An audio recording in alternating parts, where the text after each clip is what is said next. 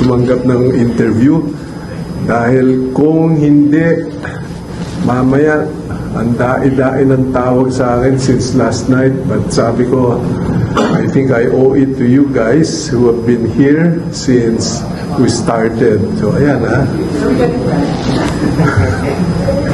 Anyway, let me start. I'd like to explain that I believe my role was to provide the technical aspects of DPWH process, from project identification to implementation, pati yung budget process for both local and ODA, from central office, regional, district, as the implementing office. I thought I'd explain that because yung process na yun, doon nagkaroon ng mga kalokohan. So, I had to do that in front of several government agencies like DOJ, OMB, AMLAC, SEC, Central Bank, BIR, BOC, among others. Because otherwise, yung learning curve nila masyadong matagal. So if we're able to explain to them exactly the whole process and where were the loopholes that were taken advantage of. I did the same to Secretary Vince Dizon as he was coming in, together with this new team of senior officials of DPWH. In fact, I think you must have picked it up that myself and Secretary Ping, we spent the whole morning with them in Clark to precisely explain the process. At more importantly, saan ba yung mga loopholes in the DPWH? And we also gave him exactly what recommendations to plug those possible situations. And again, very clear to my mind was what I explained to them, yung 5 R's. Right project ba yan? Right cost ba yan? Right quality ba yan? Right on time ba yan? And done by the right people. And we also explained to him that during my period, and 2010 to 2016, including the time when Secretary Ping was DPWH Secretary, we always made sure that yung ABC, yung amount, total budget for the contract, publicize, hindi sekreto yan. So that people know or bidders know exactly what is the budget, plus minus. Kung you're outside that plus or minus band, then you're considered stray bid, hindi ka tatanggapin.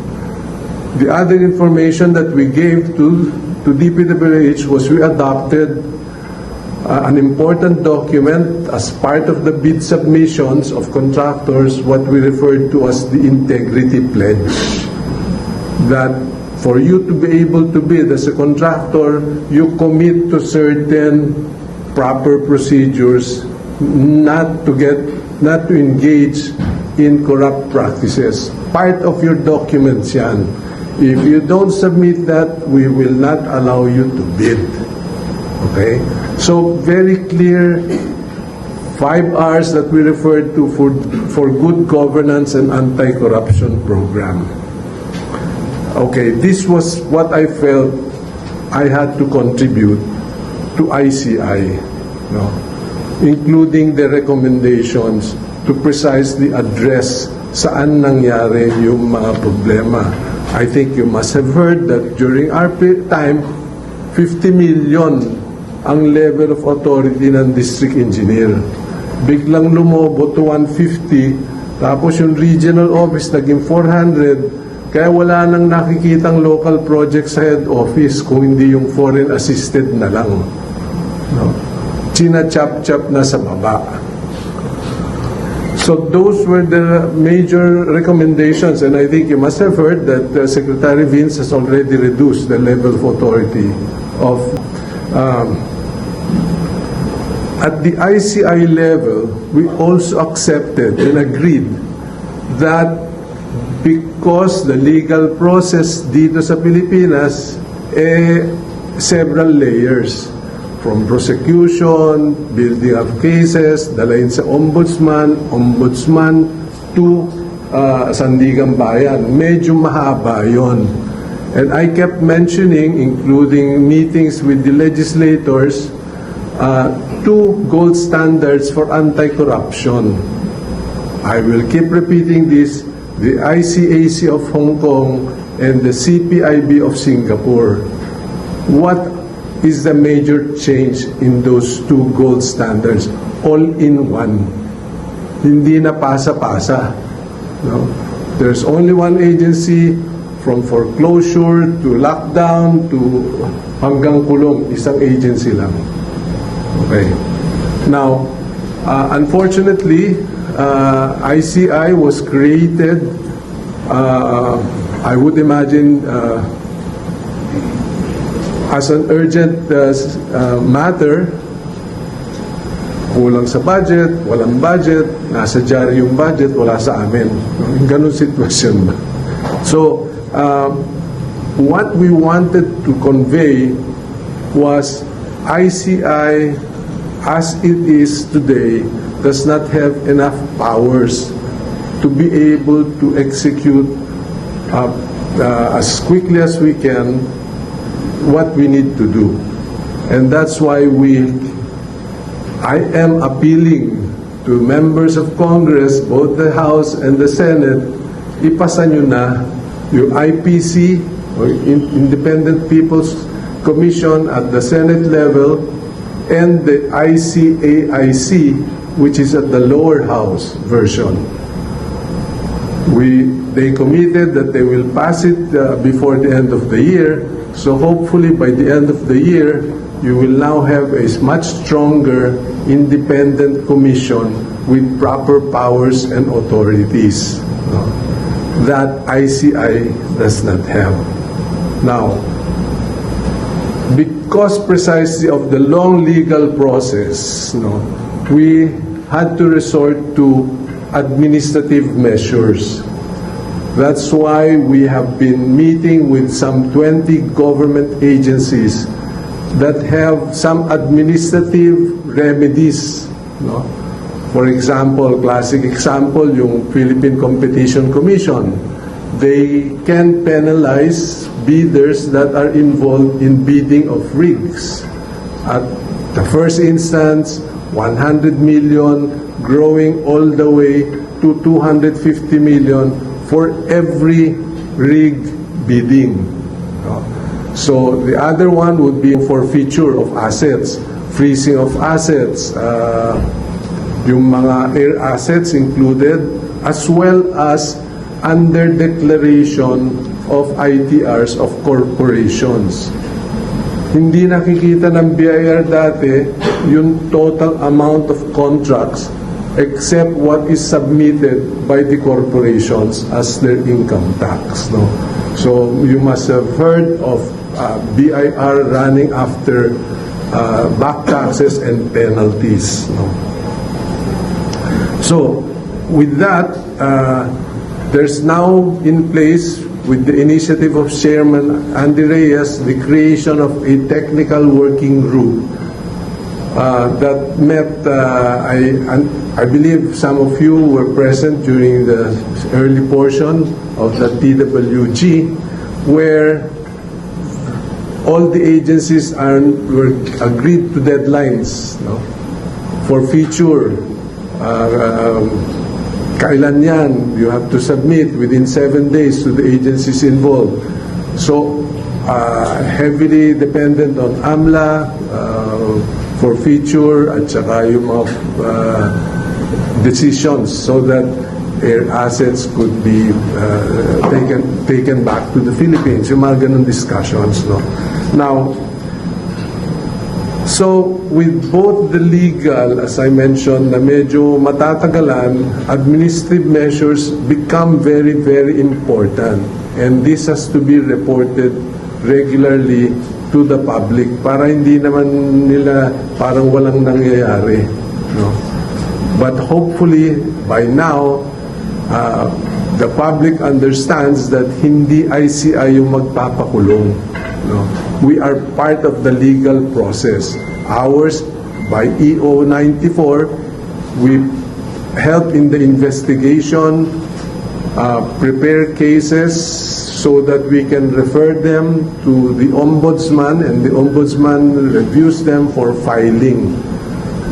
Now, with that said, what ICI needs now is a strong team to go over boxes of documents. Now, I think you must have seen boxes being delivered here. So they have to now be processed so that they can be looked into individually, and who were the people responsible for whatever is the finding in those cases. We are very appreciative of the support given to us by PNP AFP, because they provided some 64 ground investigation teams to ICI, which ICI does not have. Up to today, I think wala pang nagsusweldo dyan sa mga volunteers dito. Now, okay, so that's the kind of work that is urgently needed by ICI. In addition to the 27-year-old body cannot take it anymore. That's the other half of the situation. I've been in and out of the hospital. I just came from a medical workout this early. So, alam niyo na, pagka nag-medical workout ka, jeta ka ng 10 hours. No? Maaga kang nagigising, blood extraction. This is the first time in my life that I've been asked to take maintenance medication for heart, high BP, high cholesterol, high creatinine, name it, everything is red flag in my body. Ayan, may tumatawag na naman, tigamida din. No? So, please try to understand that it's not that I don't want to serve.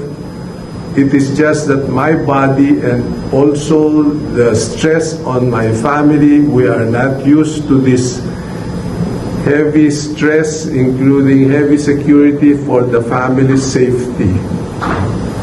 So we hope, I hope, and I wish that people will understand the reason for my resignation.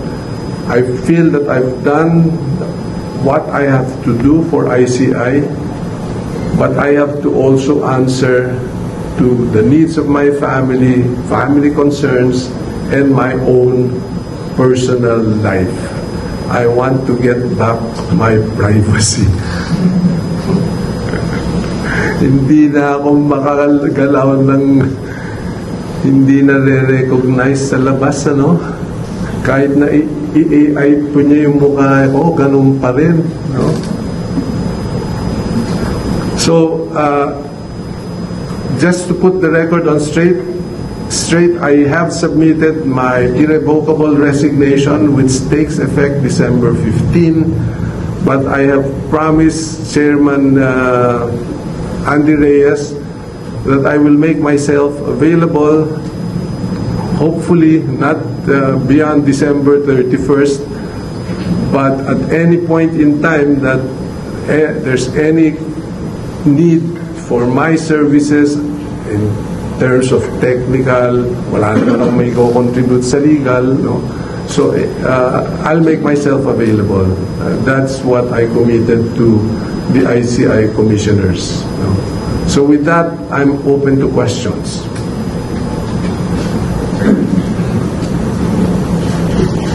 Sige, Joseph. Total, ikaw ang unang nakatindi. Sir, I mean, your meaning nagsasabi kasi, sir, na it has something to do with the output of the ICI in terms of maybe people who are recommended charge. What do you mean? For example, may mga lawmakers, devices, sir. Okay. How do you find the findings of the ICI yesterday with regard to the senators?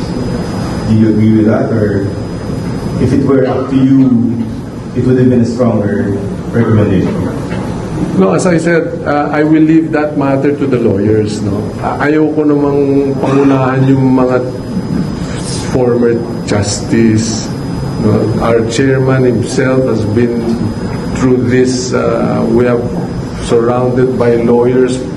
Our executive director himself has been in the Supreme Court. So, as an engineer, hindi na ako dapat makialam dyan. Whatever documents that they have found and sufficient, and whatever probable reasons or cases, that's a legal matter. I can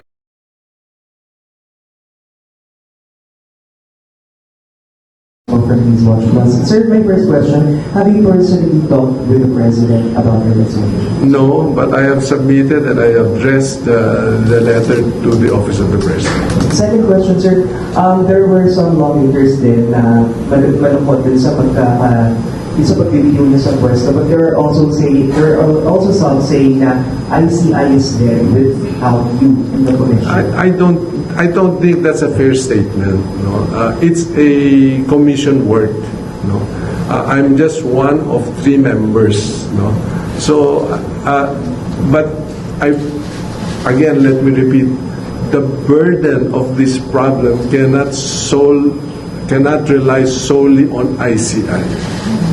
We need a strong support from the Office of the President. We need strong support from both houses of Congress. Otherwise, on its own, without the necessary powers, unfortunately, it will not move as fast as we want to. Morning, sir. Yes. Jacob from Philippine Star. Just for the record, sorry.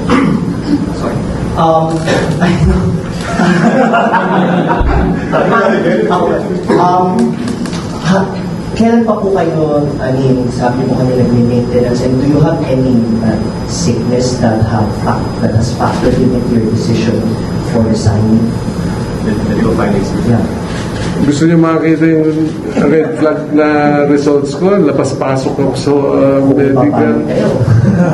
High cholesterol, high blood pressure, which I've never experienced. Kaya para akong high parati ngayon. And na-exacerbate because of your... The stress. No? I'm not a lawyer, so I have to double time in terms of bringing home documents, studying cases. Otherwise, ligaw naman ako. No? So, I think people here who know me, even at the DPWH days, I come in prepared. No? I read the documents, I am ready with what is going to be discussed. I have a long list of prepared items that I need to know before even isa lang yung hearing or whoever is invited as guest. And sir, help us reconcile kasi kahapon maraming nagpa-interview and regarding na mukhang nasabi ko nito yung mga plano sa kanila. Like for example, Jacinto Parace, in an interview Chismoso yun. Kayo naman. And then Egan also said that you texted him na... Hindi kami nag-text. Nagkita kami sa restaurant. He was together with people that I don't even want to identify. Okay? Why? Because I don't know them. But we were having quiet lunch with some friends from school. Nakita ko siya. And since ako naman, I think most of you know, I am colorless. No? Wala akong kulay. Hindi ako dilaw, hindi ako berde, hindi ako pula. No? My work has always been that way. What had to be done, regardless of color. No? So, I just went and greeted him. That was it. No? Oh, sabi niya, ano pang ginagawa? Mayor from Bonmorancho, Philippines. Sir, some are asking, have you encountered any political interference dito po sa pag-resign nyo? O meron po kayong somehow, sabi nga nila, kung napigilan po ba kayo going to the big fish na tinutukoy? No, definitely. In fact, I have always been advocating sa commission that we should focus on the top. We don't want to focus on the small fries. Collateral na yan. No? Let us focus on the top because I think people expect that. Sir, sinabi niyo kanina na yung ICI ay somehow wala pa rin talagang lakas, kaya nga po nag-appeal kayo sa Congress as well as Senate na ipasa na nga po to. Yung susunod na magiging commissioner po, if ever, ano po dapat ang tagayin niyang traits for example? I think we've gone through all the versions. Dapat justice, no? Dapat court proceedings pa rin ang masunod as a court, no? So has to be a former justice, Supreme Court or any of the other courts, no? But definitely has to be a lawyer with a lot of experience, especially in prosecution. Sir, DJ Mendoza from Net25. Sir, earlier, parang around October, nagdalag ko lang sinabi ni EJ no, na Representative Edward Alan Elise na sinasabi na... Elise? Elise, oh yes po. Na parang you said na there's a commissioner in the ICI losing hope, kaya magsasubmit ng resignation. And we waited, and walang nangyari na nag-resign around that time. Then, kahapon, nag-resign po kayo, sir. Sir, may I know... Okay. Candidly, when I accepted the job, sabi ko, I think my role here is good for 3 months. Alam ni Justice Andy Reyes yan. I am good for 3 months. I will dedicate much time, explain the situation, the process, etc. And we will be able to understand fully what happened. And I think people understand what happened. Without the connivance of several entities, hindi naman mangyayari ito. Sir, good morning. Juan Antonio po from IBC News. Sir, can we get the confirmation that you will be taking part as one of the advisor for DPWH as confirmed by Sec. Vince Dizon? Ever since naman, DPWH has been close to my heart. No? Anyone sitting official of DPWH, I've always been open to giving advice. You know, so especially so because if you recall, ako yung tinatarget sa DPWH, you know, and fortunately napapayag namin si Vince Dizon. So in fairness to him, I want to help him as much as I can. Even today, nagte-text siya kagabi, hindi ko na lang makuha dahil talagang usi na yung ulo ko. Good morning, sir, sa Commissioner. Ako po si Ernest from One News. I just want to ask, tugtong ko lang po doon about kay Representative Elise, about the photo down. He said there, no, na parang nagiging washing machine or punching bag daw kayo ng publiko, no? Eh parang sinabi niyo daw po na parang bakit niyo daw po iniris yung inyong buhay para linisin ang kalat ng Malacanang. Any confirmation? Hindi naman kalat lang ng Malacanang ito, no? Kalat ng buong Pilipinas. I mean, this will not happen without connivance of several offices, no? Including the agency where I served for 6 full years. Kaya ako nalulungkot. No? And I keep repeating, even today, I will repeat it again in front of all of you. The total master plan for flood control for the 18 major river basins, kala nyo 18 lang yon, but the 18 major river basins cover 63 provinces nationwide. Kasi pag sinabi mo, Cagayan River Basin, ang daming probinsya niyan, magmula sa Cordillera hanggang doon sa dulo. No? Pag sinabi mo, Pampanga River Basin, ilang probinsya sa sakop niyan? Nueva Ecija, Tarlac, Bulacan, Pampanga, all the way to Manila Bay. So hanggang part of Metro Manila. So when I say 18 major river basins, it covers 63 provinces. Yun ang kinsasamaan ng loob ko. The cost of the budget allocated for flood control, nakawin na nila yung iba. No?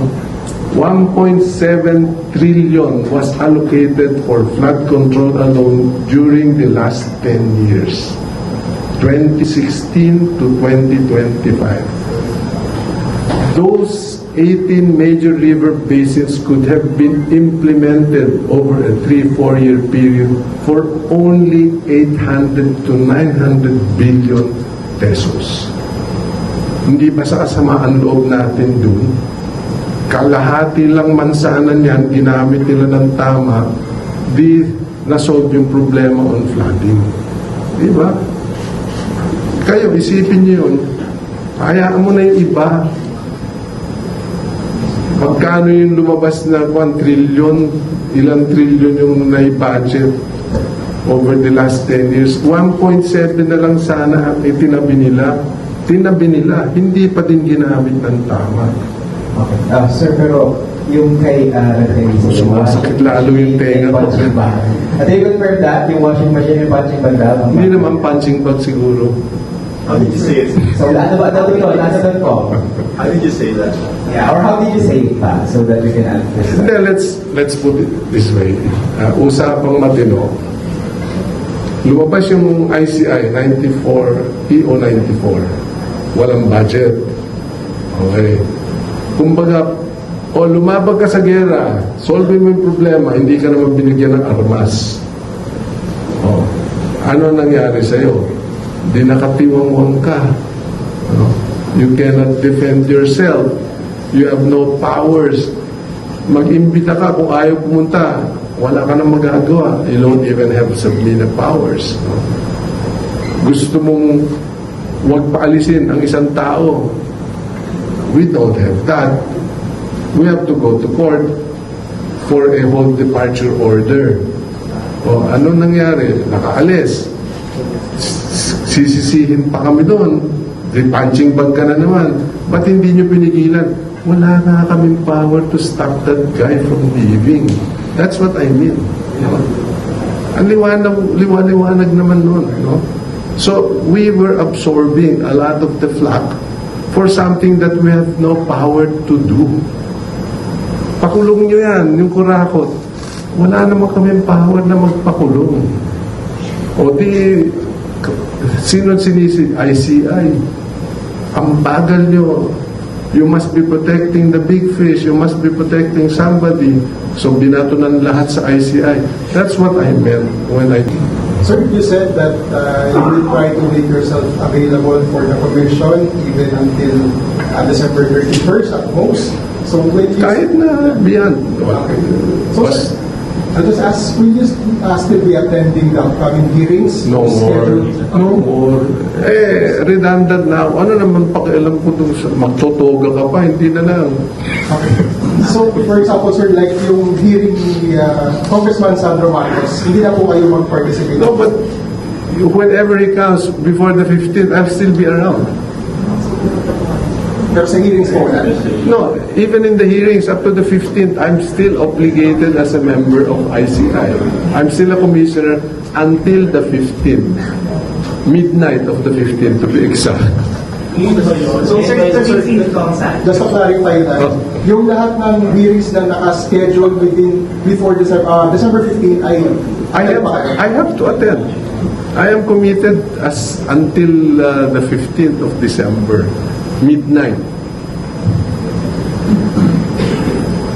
Yes, sir. Secretary, good morning. Johnson po from BTSC. Of course. This morning I talked to Mayor Benji Matalan. He said as early as November, may decision na kayo to resign. Is that true? Well, because I have been discussing my work here, I can complete in 3 months. So, maliwanag yun. 3 months. September, October, November, December. 4 months na nga yun. And sir, you just need a categorical statement and a report. Is there a pressure coming from somebody or someone from outside the ICI for you to step down because No. the investigation is... My wife. Someone, sabi mo, my wife. And my children. Ano kung sinabi niyo? Ang sabi nila, kung ikaw gustong magpapako, huwag mo na kaming idama. Sound with that. Okay? Because I have been I've taken all the flack. I accepted DPWH, I accepted kung ano-anong assignments dyan, leaving a lucrative private sector position. Hindi naman akong mahilig magpayaman. I live a very simple life. Hindi ako maluko sa buhay.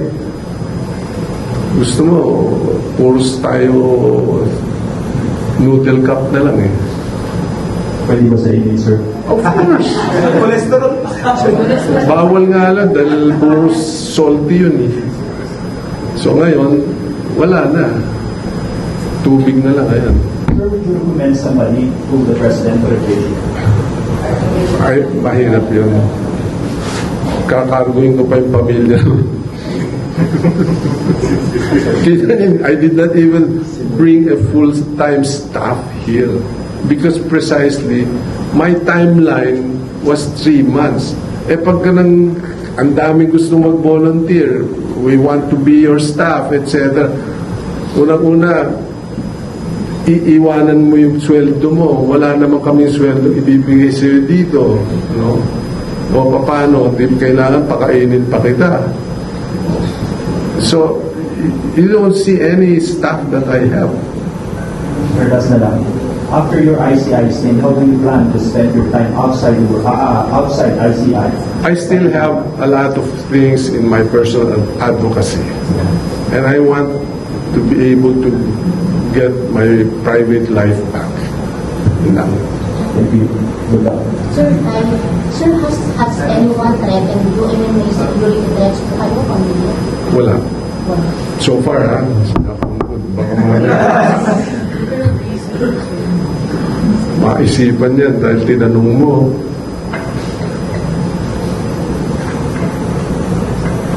That's it. Last two. Sige.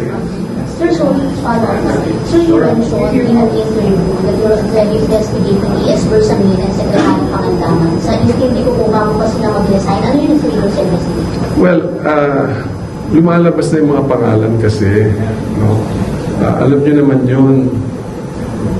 Adrian Bersamin, Olaivar, Pangandaman. Parang hindi niyo alam. Pero sir, may investigation na kayo kay E.S. Bersamin at kay Sec. Pangandaman?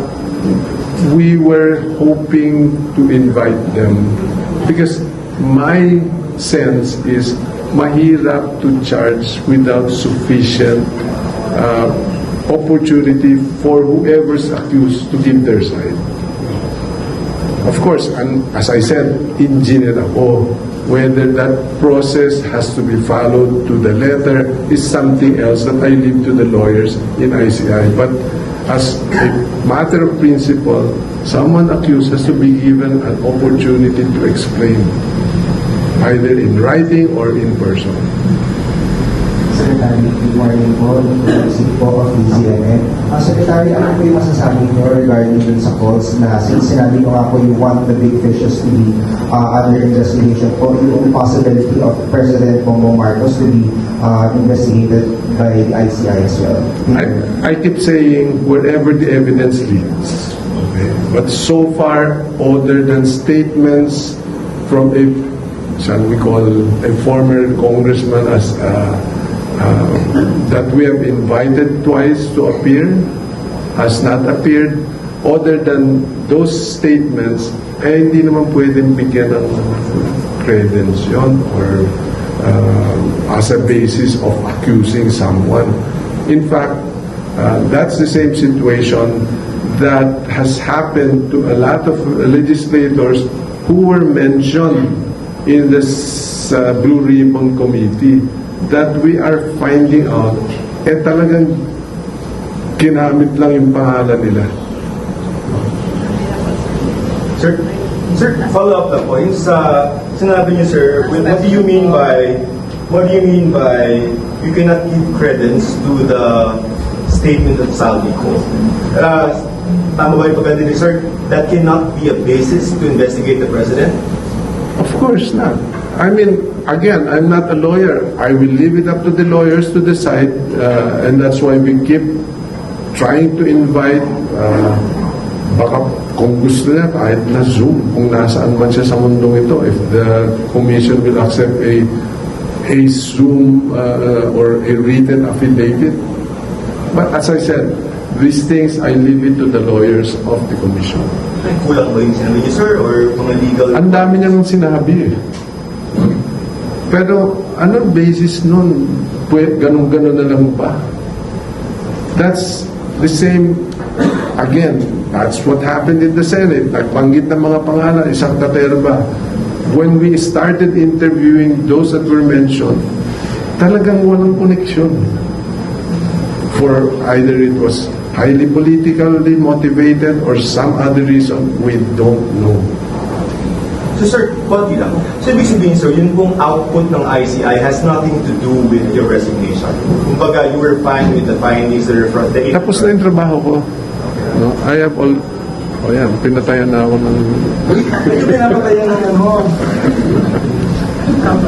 May class na po yun. Okay, so again, as I said, no, that's why I had to think this through habang maliwanag pa yung isip ko kung ano yung dapat kong ginawa at nagawa ko na ba yan o hindi. And I think I have done the technical process. I've explained it to everyone. People understand now a lot better what happened, sino yung mga nagkakunsya-kunsya ba dyan for this to happen. And hopefully, because we know the process, we know how to plug, ano yung mga kailangang remedies, whether batas yan, administrative order yan, executive order, etc. to be able to avoid a repeat of this anomaly ever happening again. Commissioner Hamula, about kay DPWH, former DPWH Secretary Manuel Bono, you had the same position and in the same department. Do you think that this much also has to be called out to be implicated with all these anomalies? I think that was part of our findings. No? Hindi pwedeng hugas kamay dito. If you recall, when we were at the Ombudsman's office, I read the oath of office of an officer. Hindi pwedeng maghugas kamay. You have a responsibility when you accepted that position voluntarily. Wala namang pumilit sa inyo na tanggapin yung position na yan. But you have to be responsible and accountable for whatever happens in your jurisdiction. Sir, yung time niya, may allocable kayo, sir. Ang time niya, sir, may allocable kayo. Secretary, yung allocable budget. Okay, just to explain, last na talaga ito. Yung allocable na tinatawag, nung panahon, not prior to my period, my tenure, meron tinatawag na LIP ngayon, no? Local Infrastructure Project per congressman, per congressional district, and then for every senator, 3 times. O 100 million dati, times 3, 300 million each senator. Okay.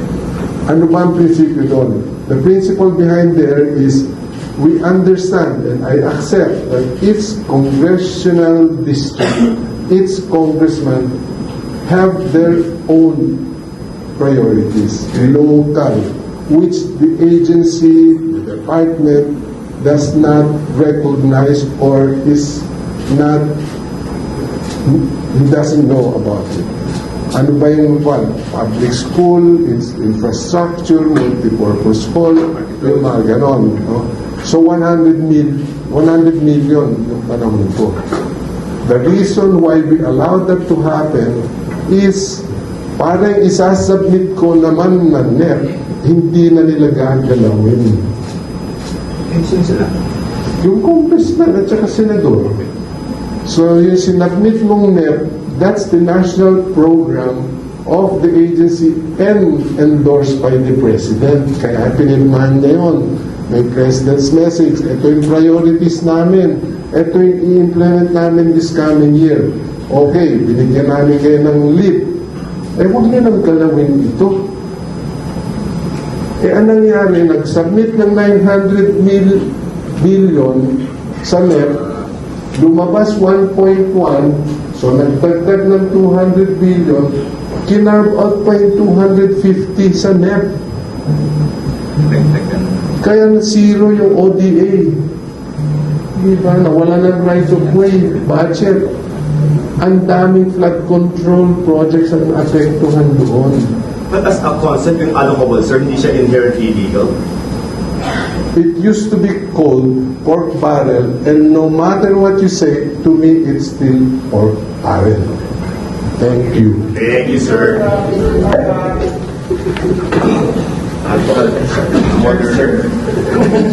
Your picture. Sir, good luck. Your picture. Check.